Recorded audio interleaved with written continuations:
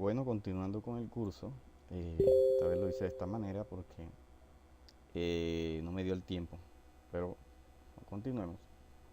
Eh, Siguiendo con la lección del libro, estamos en la página 38 del PDF, no del libro, y continuamos con unas propiedades como son las de la propiedad predeterminada de cada control.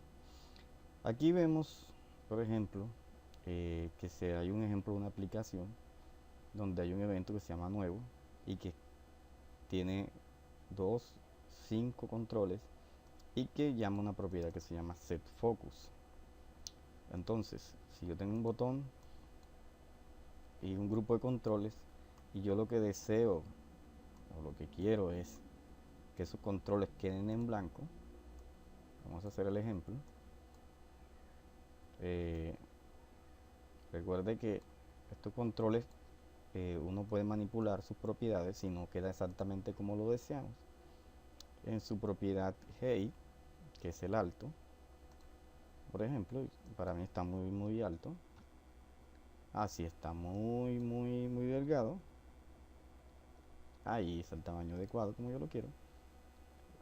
Entonces, puedo copiar y pegar un control aquí. Otra cosa que puedo hacer es bloquear controles y así no me va a dejar moverlos. Después que yo termine un formulario, yo puedo bloquear el formulario para que no se me corran. Algunas veces sin querer uno arrastra y mueve los controles del lugar. Entonces, así. Luego copiamos, pegamos. Recuerden que aquí pregunta algo.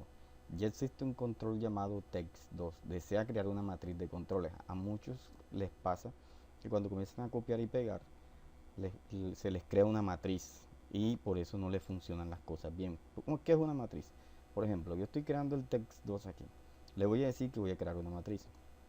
Sí, entonces vamos a ver a continuación algo particular. Text2 tiene entre paréntesis un 0 y text2 tiene entre paréntesis un 1. Se creó una matriz. ¿Qué es una matriz? Son controles con el mismo nombre pero con índices diferentes. Si nos vamos a la propiedad índice, aquí dice 1. Si nos vamos a la propiedad índice, acá dice 0. Eso es una matriz. Entonces, eso se usa algunas veces cuando tenemos que llenar una información que son, digamos, campos que están guardados en una base de datos que son secuenciales y yo necesito llenar esa información así, una debajo del otro. Yo puedo crear un índice y ir a medida que se va llenando, manejando ese índice de registros, ir llenando los controles. Yo lo he hecho, de pronto más adelante hacemos un ejemplo para que lo entiendan mejor. Pero entonces, ¿qué pasa si yo creo una matriz y no quiero una matriz? Entonces yo lo que tengo es que borrar, por ejemplo, voy a borrar el del índice 1, voy a borrar el control y me queda el control con el índice 0. ¿Cómo hago yo para solucionar ese problema? Porque no lo quiero como índice. Porque si yo cojo text y lo quiero llamar desde el control text 2 punto, me va a salir count, no me va a salir text, que es lo que esperamos. ¿Por qué? Porque es una matriz, tengo que ponerle un 0 para que me salgan todas las propiedades como siempre normal. Entonces eso es una matriz. Si tuviera el control 2, vamos a poner el control número 2 que estaba con el índice. Ya no me va a preguntar porque ya tiene una matriz. Me va a crear el 1 nuevamente. Nos vamos al código y si pongo text 2, abro y pongo un 1, ya me está, por ejemplo, ponerle aquí 0 y 1. Si yo ejecuto esta aplicación y le doy clic en el botón, ven que ya se me creó una matriz. Y si vamos a las propiedades del evento de ese control, vemos que aquí hay algo que se llama índice. Si pongo aquí un clic, todo va a tener un índice. ¿Por qué? Porque es para identificar el control. Si yo le doy doble clic al siguiente control, me va a llevar a la misma parte porque es el mismo, o sea, es un control, es el mismo control en una matriz y por eso usa el mismo evento. ¿Cómo diferencia un control del otro? Con el índice. Entonces yo coloco un condicional. Si el índice es igual a 1, entonces el otro control. Si es igual a 0, es el primer control. Es para eso. Quería dejarles claro eso porque muchos cometen el error de crear matrices y después dicen, me escriben, no vea, no me salen las propiedades como usted las tiene, pero es por la matriz. Entonces, ¿qué tenemos que hacer aquí? Ir al control y borrar el índice. Y ya queda el control normal. Aquí ya desapareció el cero. Eso. Entonces, cuando copiemos y peguemos, tengamos cuidado con lo que estamos haciendo. Porque no queremos jugar con las matrices todavía. Pues les explico eso. Entonces, aquí estamos creando el control 3, 4 y 5 para dejarlo tal cual como está en el PDF. ¿Y qué es lo que vamos a aprender acá? ¿Cómo vamos a poner en blanco estos controles?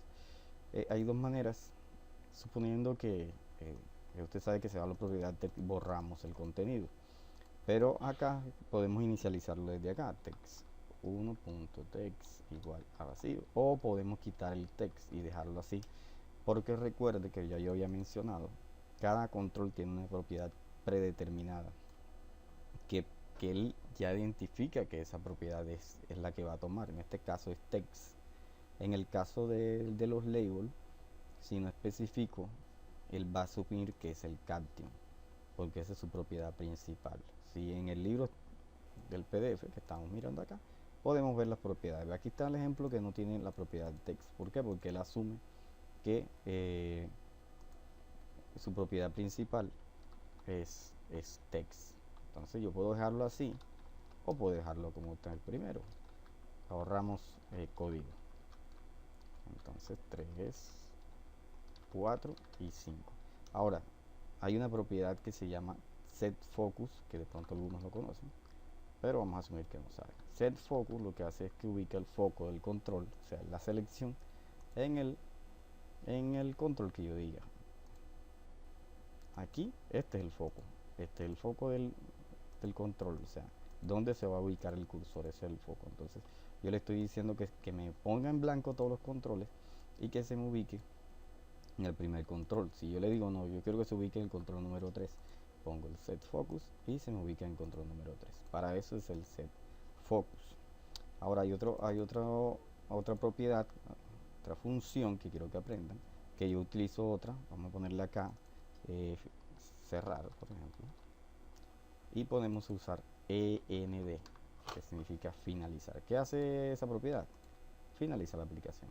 O también podemos usar, que es la que yo uso, un load me, que significa descargarme. Cerrar hace la misma función, aunque END es mucho más rápido porque no tienen que escribir tanto código. Eso es lo que explica la aplicación número 4 desarrollada, y eso es lo que teníamos que ver en cuanto a eso. Y seguimos acá. Vemos que llegamos ya a la parte de ayuda, algunas propiedades también que nos sirven a la hora de programar. Entonces, algo que tú quería mencionar también era que nos habíamos quedado cortos en el botón timer de la vez pasada. ¿Para qué sirve botón timer? Como su nombre lo dice, me lo indica, es un cronómetro o un contador de tiempo. Se ejecuta cada intervalo que nosotros especifiquemos acá. Aquí ahora si la ponemos en cero no está haciendo nada, pero si vamos a hacer una prueba acá, yo me voy acá y escribo debut.print y coloco un 1 y me voy aquí a la propiedad y le coloco 1000. 1000 es un segundo, eso quiere decir que se va a repetir cada segundo. Si yo lo ejecuto acá, 1, 2, 3, ¿están viendo acá? Está corriendo el control. Se ejecuta cada cierto tiempo, o sea, cada segundo. Esto de aquí se va a ejecutar cada segundo. Y voy a aprovechar para hablar de un tipo de variable que se llaman las estáticas. Las variables estáticas funcionan de la siguiente manera. Si yo declaro una variable aquí que se llame número y la declaro de tipo integer y coloco aquí número es igual a 1 y coloco acá número, vamos a colocar aquí número, normalmente se inicializa en 0, número más 1. Vamos a ver si funciona. ¿Qué va a pasar aquí? Pues vamos a ver, 0, 0, 0, 0. ¿Por qué no? Porque digamos que este tipo de variable pierde su valor cuando se sale, o sea, el timer sale y vuelve y entra, sale y vuelve y entra cada segundo de aquí, de esta parte. Entonces, la variable se reinicia porque tenemos una variable a nivel de un control. Entonces, si no queremos que la variable se pierda su valor, lo que usamos es una variable de tipo estático o estáticas. Las variables estáticas no pierden el valor cuando están dentro de su, digamos que cuando se sale del evento, vea que sigue contando. Tenemos un contador aquí y va a seguir contando infinitamente hasta que el control se inhabilite. ¿Cómo controlamos un timer? Un timer podemos deshabilitarlo. Aquí ponemos falso. Y vamos a suponer que aquí en este control que estamos ejecutando, vamos a decirle timer1.enable igual a true. Aquí estoy activando el timer. O sea, se va a ejecutar solo cuando yo lo diga, no cuando se inicia el formulario. Vemos que no, en el levantado inmediato no me está mostrando nada porque está desactivado. Ahora le voy a dar acá y comienza a contar. Así que se utiliza el timer. Si lo quiero desactivar, tengo que poner su propiedad enable a falso. Para eso, entonces, ¿para qué podemos usar? Vamos a hacer un reloj básico. Un reloj, pues más básico, un reloj. Tengo un label aquí, voy a nombrarlo, LBL, tiempo. Entonces yo voy acá, me voy a mi timer y voy a borrar todo esto. Y voy a decirle timer.captain es igual a timer. Listo. Ya tengo mi reloj listo. Si no me creen, vamos a verlo. Si notan, está funcionando perfectamente mi reloj. ¿Cómo es posible esto? Pues muy fácil. La función timer me devuelve la hora. Entonces, como el timer se está ejecutando, no la función timer, sino timer, el control se ejecuta cada segundo, es lo que está mostrándome cada segundo la hora. Si bajamos la intensidad del control, digo, la subimos a 5 segundos, van a ver la variación de tiempo. Ya el reloj no va a funcionar tan rápido. Mire que está demorando 5 segundos y ya no está contando. ¿Por qué? Porque el timer se está ejecutando cada 5 segundos y va a cambiar cada 5 segundos.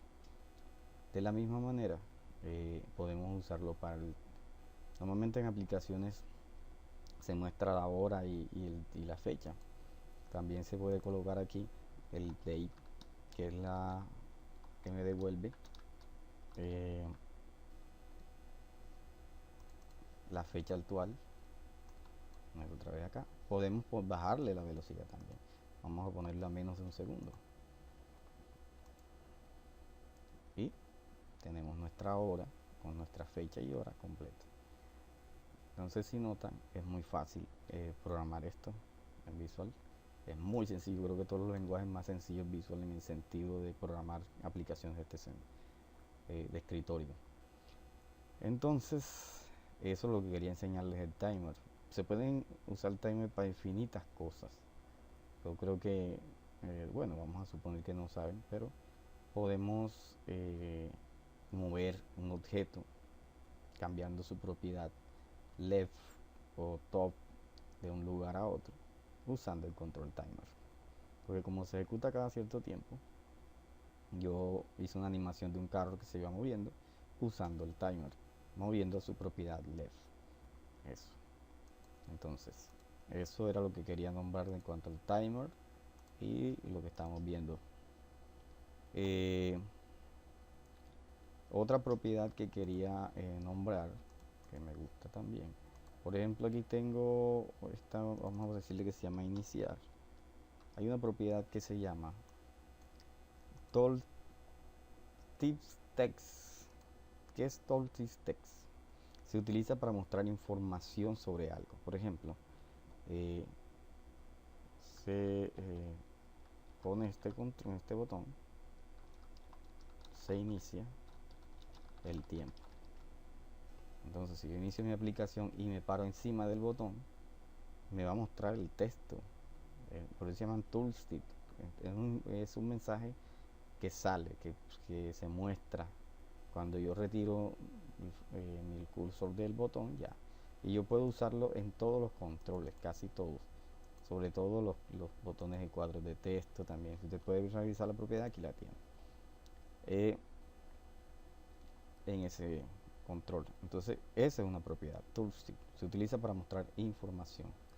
Vamos a si corremos un poquito más esto para acá, a ver si puedo mostrar lo que es la descripción del texto.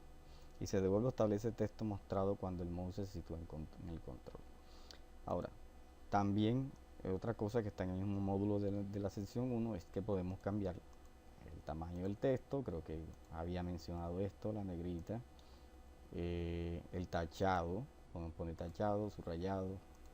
Bueno, el for color es el color del texto. Si ustedes notan, creo que también lo había mencionado, podemos agregar más colores aquí, dando clic derecho sobre el cuadro vacío y podemos seleccionar la paleta de colores. Lo podemos, si buscamos en internet, podemos poner el rojo, verde y azul manualmente para identificar para seleccionar un color ya establecido por nosotros, que a veces uno quiere un color ya definido. Bad color es el color de fondo. Color de fondo. Align, alinear a la izquierda a la derecha, centrado. Ya eso lo habíamos visto.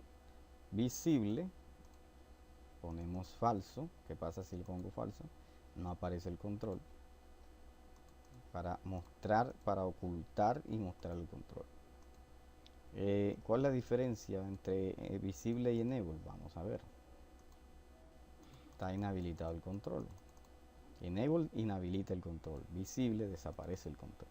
O lo muestra o lo inhabilita. Esas son las propiedades pues más básicas que podemos utilizar. También podemos en el control text box podemos utilizar una propiedad que se llama multilínea, porque si yo dejo este control aquí así y borro aquí, doy enter, no pasa nada, no me acepta el enter. Pero si yo me voy acá y le pongo en su propiedad multilínea y le pongo en true, me voy acá y ahora sí me acepta el enter. Puedo escribir varias líneas de texto en ese control. Para eso es la propiedad multilínea del text box. Eso es lo que quería mencionar de los controles básicos. Por allá entrando, quería llegar a una parte con los nombres de los controles. Aquí hay otro ejemplo que pueden hacer para practicar, pero quería llegar a esta parte. Una de las cosas más importantes son los nombres de los controles. ¿Qué nombre le vamos a asignar a los controles? Por ejemplo, al Jetbox le podemos poner al iniciar CHK. ¿Cómo así? Por ejemplo, en el caso de los controles de texto, miramos acá que dice que se puede usar el prefijo TXT. Entonces, ¿cómo nombro yo un control? Si han visto otros videos, yo los nombro TXT, nombre, por ejemplo, inicia ya con la mayúscula inicial del nombre. Primero asignamos el prefijo TXT para referirnos a los text box. Ahora, si es un botón, podemos usar CMD iniciar, por ejemplo, en este caso. Vamos acá al prefijo, command button es CMD, command diálogo CL. Y aquí podemos encontrar todos los controles que se utilizan, que se les puede cambiar el nombre y con su prefijo, pero los más usados siempre son el label, que es LBL, el textbox, que es TXT, Jetbox, CHK, y así se nombran los controles. Siempre tenemos que tener claro que se debe dar nombres a los controles para no enredarnos, porque si ya yo le di unos nombres es más fácil a la hora de conectarlos, porque de pronto usted dice, no, a mí no se me olvida, pero a medida que vamos trabajando con muchos formularios se nos olvidan los nombres de los controles, y eso suele pasar a menudo. Entonces es bueno que siempre se acostumbre a usar los prefijos. Los prefijos son necesarios para nombrar los controles.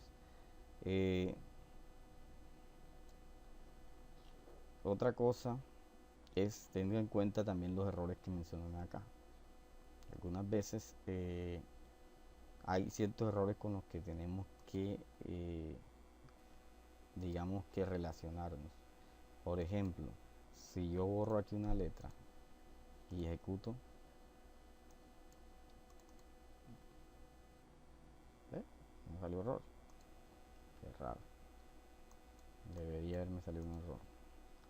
Vamos a ver.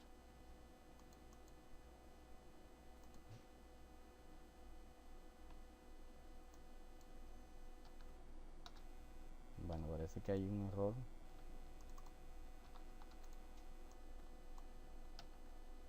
No, yo voy a tener un error en otro lado.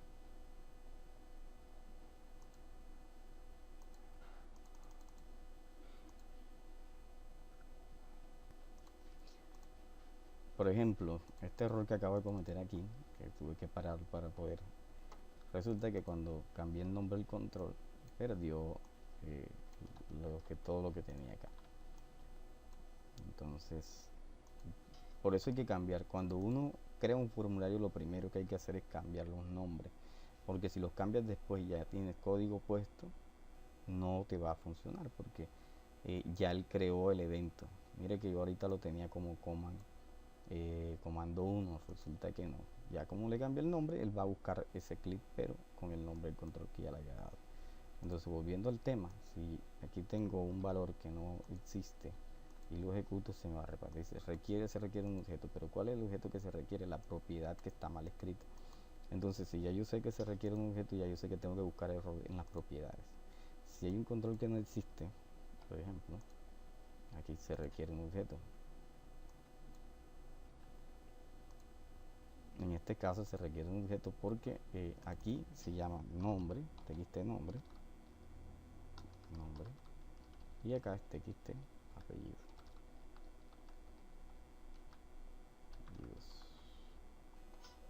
Si cambiamos esta propiedad, dice no se encontró el método o el miembro de datos. Es cuando la propiedad está mal escrita. Y cuando el control no existe, simplemente dice que el objeto no encontrado. Y ahí vamos relacionándonos nos vamos relacionando con los errores que la aplicación nos comienza a arrojar. Entonces, aquí llegamos a esta pequeña preguntas de repaso. Las preguntas de repaso necesito que me las envíen para ver si aprendimos bien este capítulo 1. Están muy fáciles, ya yo las estuve mirando y por eso mencioné algunas propiedades que de pronto no las había visto, no las había nombrado, pero es bueno que uno repase. Si de pronto no se acuerda, vaya y las haga para que no se lo olvide. Entonces, eso queda pendiente para la próxima clase. Espero que disfruten estas lecciones.